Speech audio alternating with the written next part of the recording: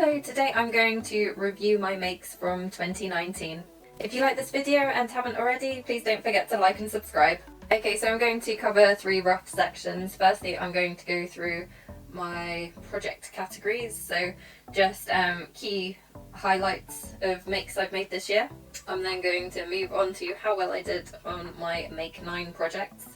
And finally, I'm just going to mention some other key achievements and lessons learned from the year. So instead of mentioning every single project I've made, firstly, I haven't kept a very good log, so I can't remember everything I've made. I haven't logged everything online via the vlog blog or my Instagram feed, so which is a real shame because it means that I can't remember some of the stuff I have made, but it just hasn't worked out this year. However, I thought I'd mention the main highlights that stand out for me. So I've come up with 5 categories for this year, and I'll go through those now. So the first category is the most challenging make. So I've chosen my main big knitting project for the year. It was one of my Make 9. I'll just grab it. It is this cardigan, the Copley cardigan. Well, that's what I call it anyway. So this is from a knitting pattern that my mum's had in her stash for years. She made one when she was younger. She's made one this year as well. She's made a blue version, and yeah, it's got this lovely pattern on it, so it's quite fun to make. Although we have learnt that the different sizes, depending which size you need to make, it's harder. So my mum made a different size to me, and in the end she probably could have made the same size, she's realised. But anyway, so she did a different size, but it turns out the increase and decrease is a lot harder in that sizing. So yeah, but the size that I normally make is nice to follow, fortunately. It has taken me pretty much most of the year to make it. I can't remember when I finished it. It's at some point in the autumn, so I started it in January, so it was a very long make for me. I've had the wool for a number of years, but yeah, so I'm kind of happy with it. It's one of those makes where when you finally finished it and you're just not too sure about it. Which is funny because I do have 2 other cardigans. So I made a yellow version of this cardigan quite a few years ago. It was my first real make. So although in that respect it's not a real challenge to me because I have followed the pattern before. However, it was a challenge just because it's black and it's quite hard to see when you're knitting after work. You know, it's dark outside, so you're reliant on artificial lighting, and you know, I did have to unravel it quite a number of times. I do get a bit impatient as well, so that's why it's probably my greatest challenge this year as well. So to have the patience to keep knitting it throughout all of those months was a big achievement for me. So yeah, I think this is something I don't think I've written a blog about. I haven't blogged about it, and I don't think I put the final cardigan on Instagram, but I might change that. So yeah, so overall I'm happy with it. I love the pockets as well with this, and my main ambition is just to make one in a range of different colours so that I could just open a wardrobe and just see them all lined up together. But we'll see, because they do take a while to make. The second project category is most fun make, and that was an easy one to select. It's the beach towel poncho. I really enjoyed making this. It was a weekend that my mum came down to visit, and I knew that she wanted her own beach towel poncho. So yeah, we just put our heads together and created it. So as you can see, if you've watched the video already, we did make it up as we went along. So we started off, you know, trying to makeshift the hood. We ended up tracing around another hood that we had off a hoodie that I had lying around. But yeah, I'm really happy with the end result. I really want to make myself one now as well. On to most useful make. The most useful make is definitely my Debbie Shore office bag. So I made this, I think, in September, and it's really been useful already. I haven't put it as my most useful make, but actually the office bag was part of the set, so I made a little zipper pouch to go with the office bag, which I put because I have a name badge at work. I've also got keys for work, so I keep all of my useful office paraphernalia in there. So it just means that when I get to work, I'm not like rummaging around in my bag trying to, you know, find the keys to let myself in. I can just, you know, straight away find them in there because it's in this zipper pouch. And of course I made the water bottle carrier as well, which I use quite a lot both at work and outside of work. So yeah, the whole set's been really useful. Favourite gift made was a bit of a tricky one. I've decided to go with the last main gift I made for Christmas this year, and it's Phil's bear themed pajama set. I was going to choose the oven mitts I made for my sister and her family because that had an interesting sort of shibori design on it, and I did free motion quilting on it, which took quite a lot of time, and I also made the bias binding from scraps of remnant fabric that I used to make their aprons last year. However, what I really liked about Phil's bear pajamas is that I had the confidence to create a little hand embroidered bear on the PJ top. I don't know why, but I've always been put off at using applique or hand embroidering onto a pajama top just because it's made out of a knit fabric. I'm always worried that it will somehow distort the fabric, or it'll be a lot harder to attach, or it might stretch out of, or it might, stretch and look a bit strange. But obviously, because a pajama top is loose fit by design, I realised that this was a bit of a flawed argument. So what I did was I roughly, with my chalk pen, sketched out a design which I thought looked roughly like one of the bears on the printed fabric for the trousers, and then I used chain stitch to stitch all the way around and did a French knot for the eye. On to my favourite make. I do like a lot of the gifts I make, and I get a lot of satisfaction out of making gifts for other people, but I'm going to choose this year the Clio upcycle I made. What I really like about this make is that I made it out of 2 pairs of jeans.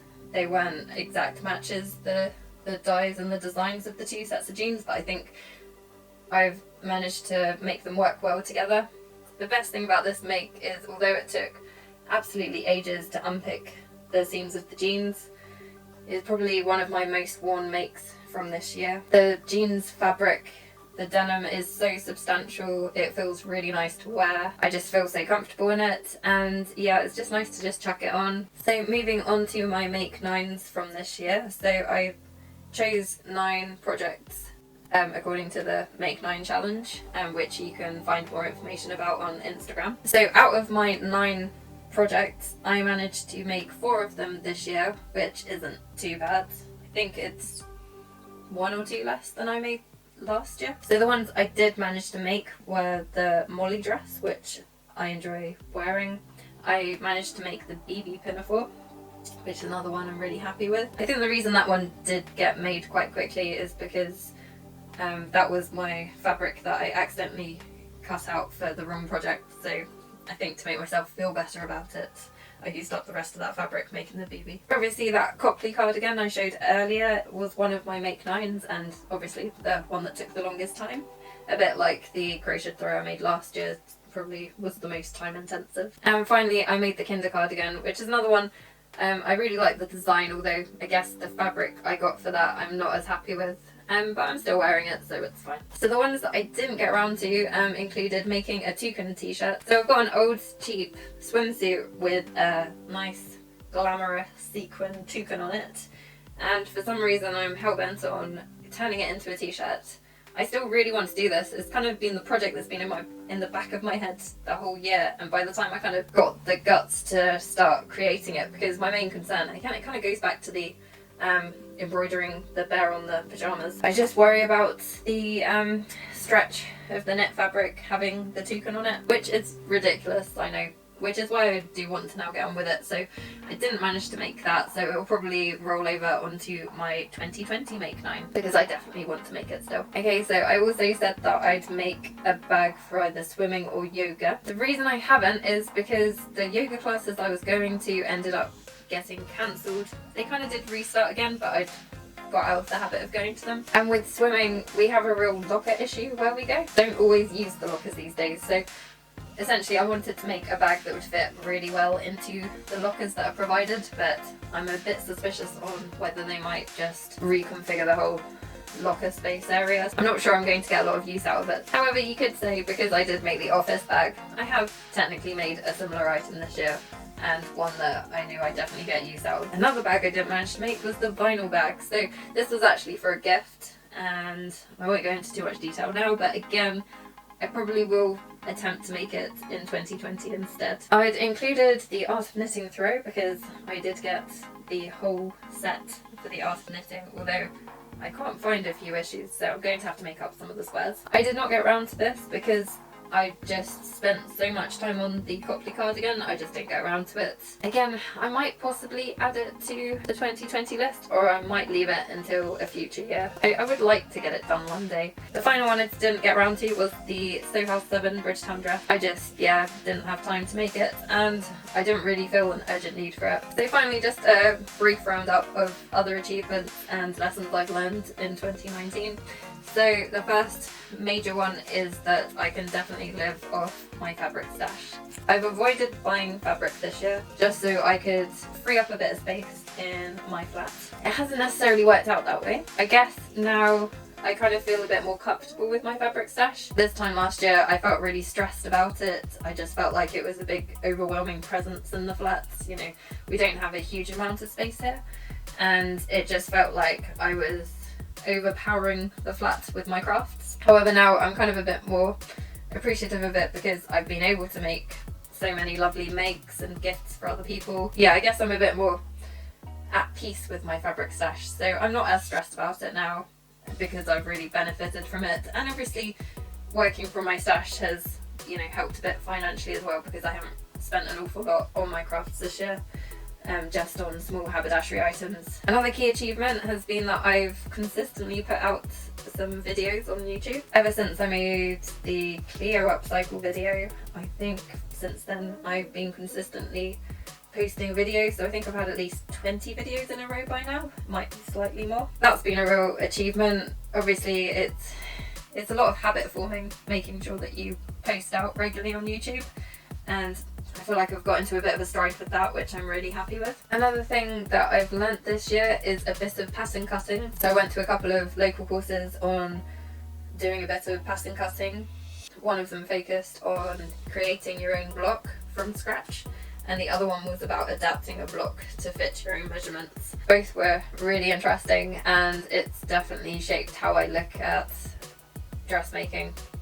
I would actually say I think that's why my productivity went down a bit in spring summer, just because I then felt a bit overwhelmed by how much I needed to think about when adjusting a pattern. Another lesson I've learned this year is how to adjust my craft making to how I'm feeling. So because of my chronic illness, I do have what I call crashes, and when these happen it's really difficult to dress make in particular because I don't know, it just seems to take a lot more effort. Doing things like knitting by hand, crocheting, and even hand embroidery is probably only one that, you know, I found really beneficial.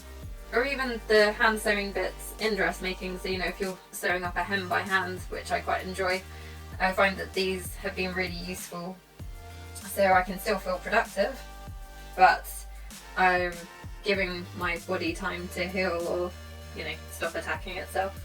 And then I can get back onto dressmaking, but, you know, it's handy to have some other craft that can, you know, take the place of dressmaking when my body can't cope with it. The final point I want to make is that I've learnt I really need a better method of tracking my makes. I have not got a comprehensive list of what I've made this year. I know I have made some great things and I just can't think of them. In fact, I've just remembered that I made a hand embroidered tablecloth for my grandparents, which was a key make that I did this year. So yeah, this is exactly why I need some sort of method of tracking what I'm making. So that's it for my review for this week. Next time I'm going to go through my plans for 2020 and also how I'm going to track those plans. Thanks for watching.